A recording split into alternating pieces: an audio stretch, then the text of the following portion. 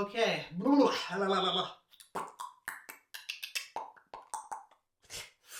St. John, New Brunswick has been labeled the most vulnerable city in all of Canada in regards to the tariffs from an article by the Chamber of Commerce. Yet, we've hit an all-time highs for average home prices, and we are starting to see record low inventories. Stay tuned as we go over what all of this means, how you can use it to your advantage, whether you're a buyer or a seller, and where I think the market is going. My name is Brandon Vincent. I'm a real estate agent in St. John, New Brunswick with eXp Realty. I've been actively selling real estate for over 6 years with over 120 transactions sold during that time. My goal on this channel is to bring you relevant real estate information in an entertaining way. If you like the sound of that, hit the like, subscribe button, follow along for the journey.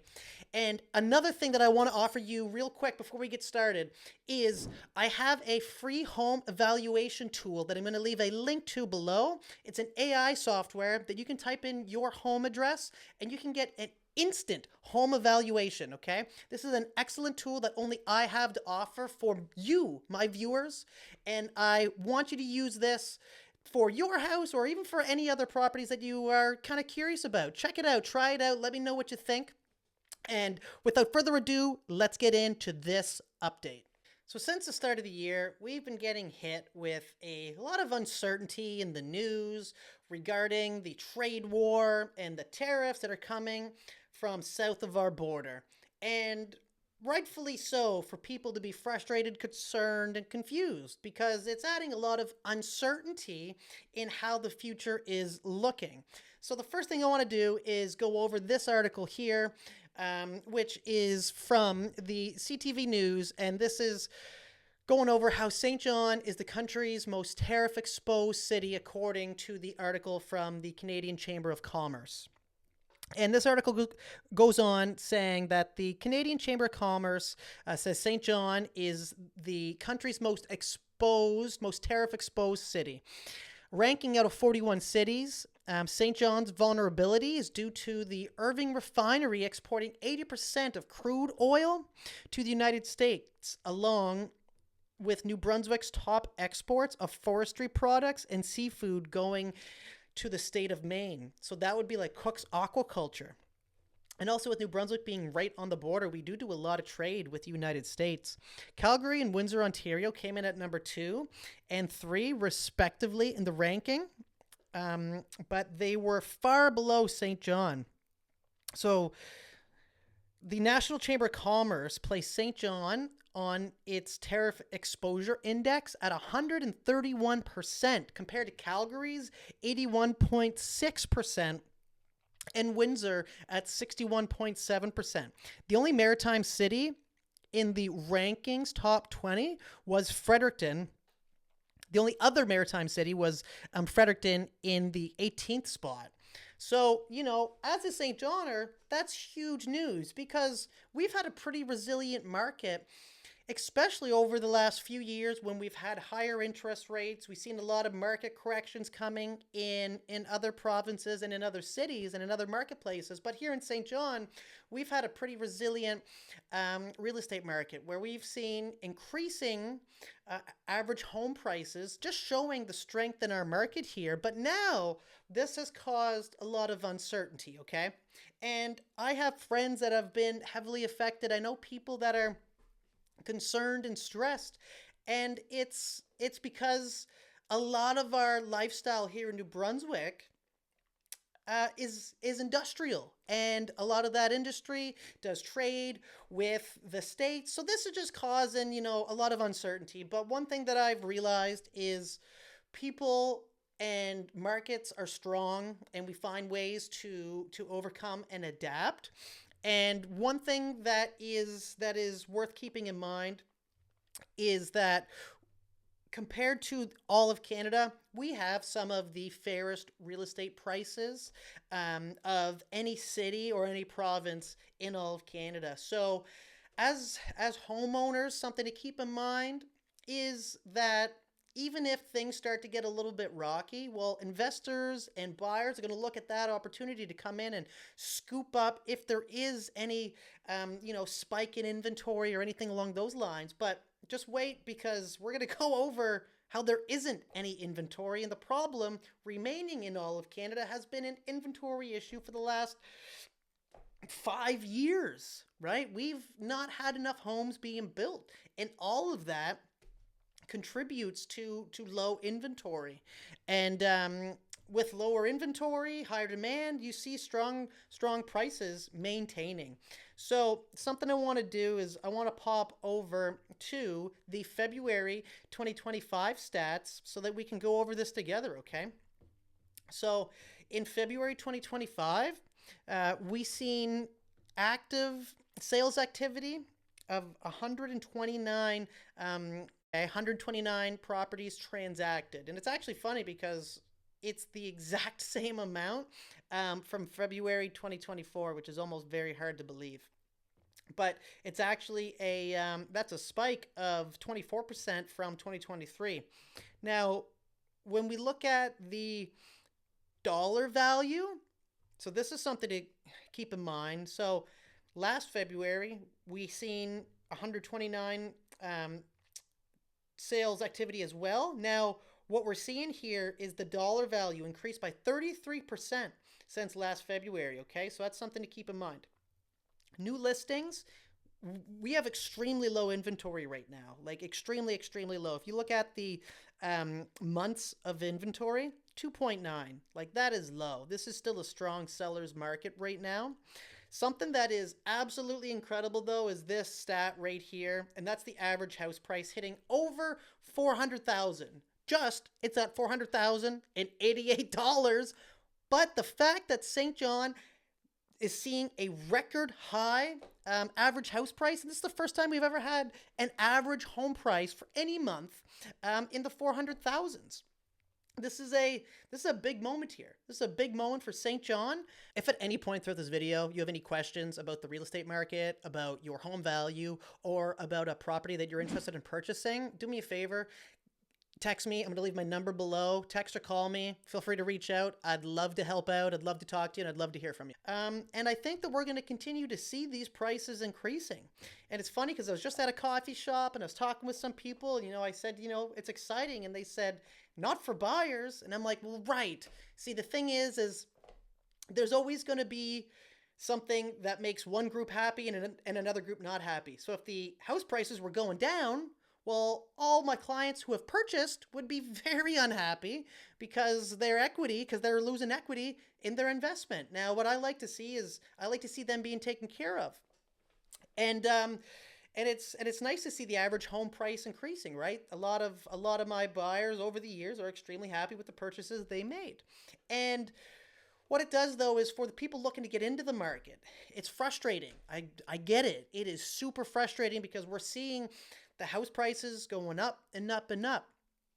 And with the lack of inventory and the lack of construction and the increasing uncertainty, it's slowing the construction down. It's slowing how many homes are being built. And I'm hoping that our government is able to find ways to fix this issue. I'm hoping they're able to find ways to stimulate construction and growth so that people can start building more houses, so that this can start to level out at least, right? Like, so this can kind of start going back to a more balanced market.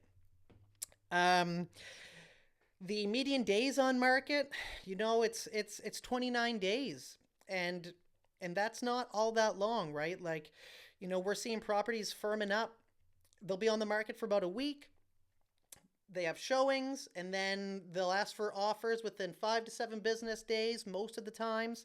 And then at that time, people are getting multiple offers. I just showed a client a property on Wednesday. They got multiple offers on this listing, and they firmed it up, meaning that they got a deposit. I have a feeling it was probably a cash offer because that's normally how that works and how you could do that fast, but they must have got a cash offer. They got a cash offer and they got the deposit within 24 hours. So that agent's able to put a sold sign up there. And it's just like, that's what's going on in the market right now, right? My client did end up writing on it. He decided not to, but that's the name of the game. Yeah, so going down here, let's look at a couple things. I like looking at these charts here. So the as I mentioned, the months of inventory, like extremely low, extremely low. We're at 2.9 months of inventory. Like, that's back close to 2021, 2022 levels, right? Like this is like almost like peak pandemic kind of levels. And as you can see, like the standard was normally, like 10 10 months on market. Like that was not unheard of prior to 2020. And we've just been thrown into a whirlwind market here over the last 5 years. And with the lack of homes being built, it's just not getting solved. New listings, so new listings are still fairly low, 158 compared to 2024. There was in 2022 212 new listings, but this is pretty significant. And if you look active listings for February only, like just extremely low. 2025 we got 377 active listings.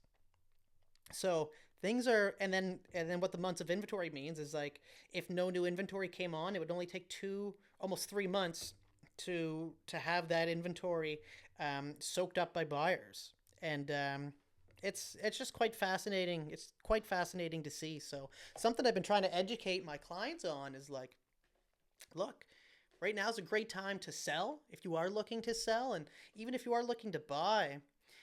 With this uncertainty, it could be a great time to get into the market. A lot of my clients that made out excellent bought during the most uncertain time during the pandemic, like right in 2020, I think it was 2020, like right around that time. As soon as like February hit, there was all that uncertainty. The flatten the curve stuff happened. Everybody was like, stay home. But the clients that I had that went out and bought properties during that time, they made out extremely, extremely well. And Warren Buffett says it. You buy when there's blood in the street. That can be a good buying opportunity, right? So it's one thing to say, and you can hear me say it. I'm a real estate agent. You could think, oh, you just want to sell properties. It's like, well, no. I also want you to think unemotionally and realize that if you would have bought during the chaos where things were very uncertain during the pandemic, that you would have made out extremely well right now, right? And that our home values have been increasing, and that we have a very strong market here in St. John. Um, so so with that being said, some things that I advise my buyers on is to look at properties, and when you're putting in offers on properties you like, using escalation clauses. Okay, so there's certain things that we can do to make sure that you're protected in not significantly overpaying over what other people are. So you can put an escalation clause in which says that you're willing to pay 5,000 over any competing offers up to a total amount, and that's a great strategy to use. And also having relationships with the listing agents too is huge, and being able to portray your buyers reliability and confidence, right? So just making sure that you're letting the agents know, like, these are serious buyers. We have all our ducks in a row. We're pre-approved. We're ready to go. Like, we're coming in serious, and we're going to get this done quick. And then for my clients that are looking to sell, some of the trickiest part is just for them to find the next property. We have steps for that too. So it's just a matter of having your house kind of like prepared and ready to go. And then once your house is ready, then we can start looking at other properties, and we can kind of try to line things up accordingly, so that if you end up getting accepted offer on a property, that we have your house ready to list, and we kind of work with the fact that it's a seller's market, and that we can try to steer any offers to have longer closings, so that we can make your offer work on your buying side. So it all just depends on your financial situation too, right? And then talking to your bank, possibly bridging a mortgage, things along those lines. There's different strategies you can use, and yeah, so it's just a matter of making sure that you have the proper guidance in this market, because things are moving fast, and it's a matter of being ready. and on top of things. So, you know, and then also too, the Bank of Canada just announced a rate drop of 1 basis point. And we have lenders right now at the time of this recording, so March 14th. I have a lender that can get a 5-year fixed at a 3.99% interest rate. So it's all a matter of finding what works good for you, and kind of going with certain strategies that's going to work best, right? So I hope all that adds some value and some insight and some clarity. You know, the market's holding strong here, and I think we're going to continue to hold strong throughout this some of these uncertainties. And you know, there's always kind of ebbs and flows in markets, but the St. John's market has been holding really strong and doing very, very well. So I just want to do this video just so that we can just kind of clear up some of the uncertainties that are currently going on. And you know, if you have any questions, like I said, please feel free to reach out. I'll leave my contact information below, and I'd love to hear from you, and we can have a conversation about your specific situation. Right? There's no one size fits all in this game. I have strategies. I have proven track records that work. But at the end of the day, it's a matter of finding what works right for you, finding your needs, and what's important to you, whether it's timeline, whether it's price.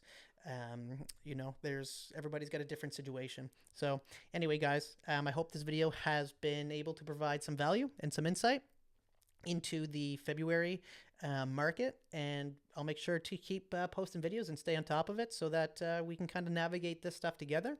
And you know, I'd be happy to contact, or for you to contact me, and you know, feel free to reach out. So hope everybody has a great day. If you like this video, watch the very end. Thank you very much, and we will be in touch.